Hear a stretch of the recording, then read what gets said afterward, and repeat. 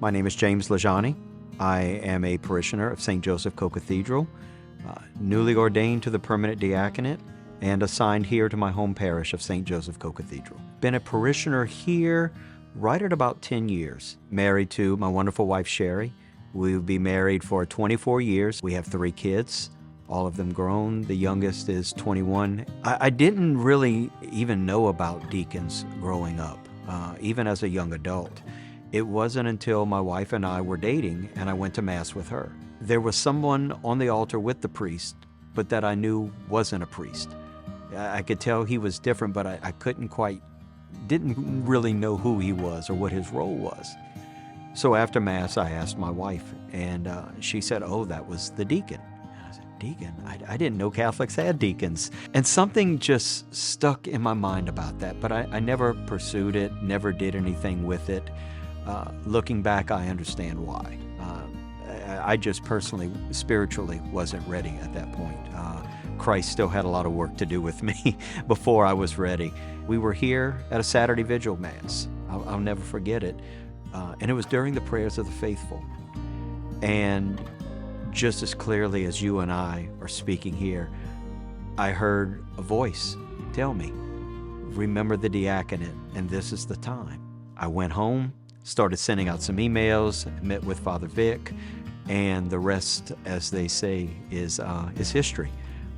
Joined the next diaconate class, which started in January of 2020, finished with the ordination in the summer of 25. So for me, being what's called a permanent deacon, my primary vocation is my wife and my family.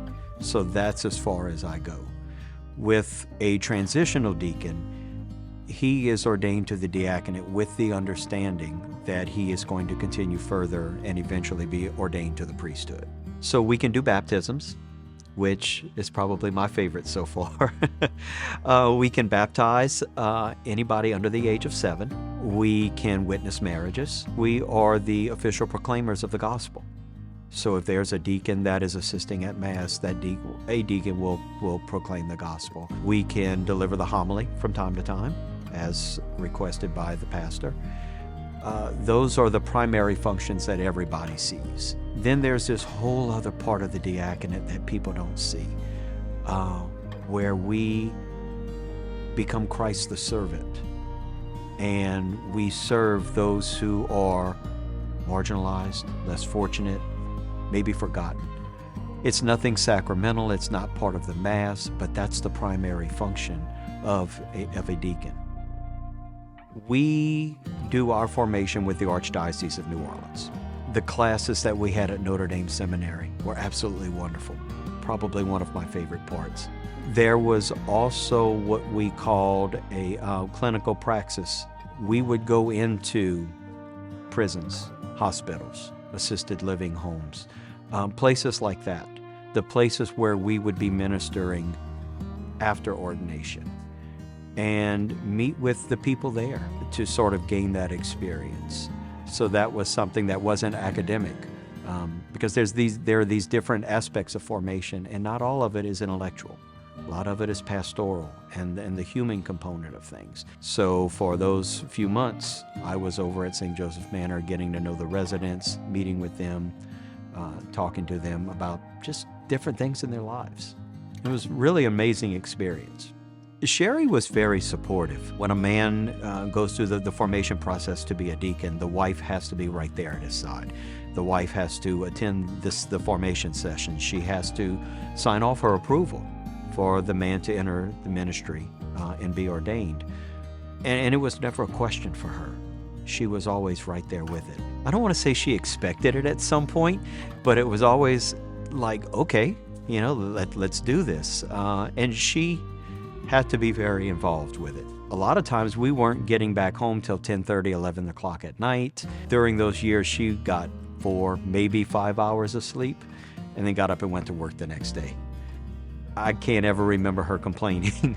She doesn't necessarily admit to that, but I never remember her complaining through all the times. My youngest son, he was also right there with me, and it really strengthened our relationship because we could have some really in-depth discussions about our faith But even the older kids were very supportive and just said, look, we could tell this was something that was going to be important to you. We had always been told leading up to ordination that the moment you feel the Holy Spirit is different for everybody. When I knelt in front of Bishop Sam for him to place his hands on my head, I literally started gasping for breath.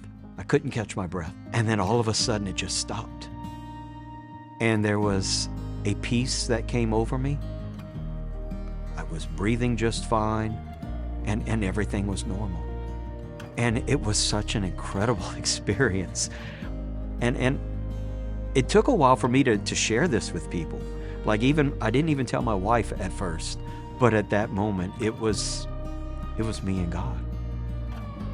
There were deacons here in this diocese that I had never met until my ordination day, or maybe had just briefly met. All 7 of my classmates from the Archdiocese of New Orleans were here, and that was special. You always hear this when you go through formation, is that, well, after your ordination, you're probably never going to all be together at the same time. For all 7 of those guys to make the trip here and to be present for that moment was just absolutely incredible. Our faith is such a beautiful thing, our Catholic faith. And there's so much of it that we just don't know unless you really take that opportunity to get into it. I would encourage to talk to a deacon, do some reading. When I first approached a deacon about this process, that was one of the things that was told to me. Get some books on the diaconate, what it's about, what the formation process entails, different things like that. If the man is married, speak to his wife.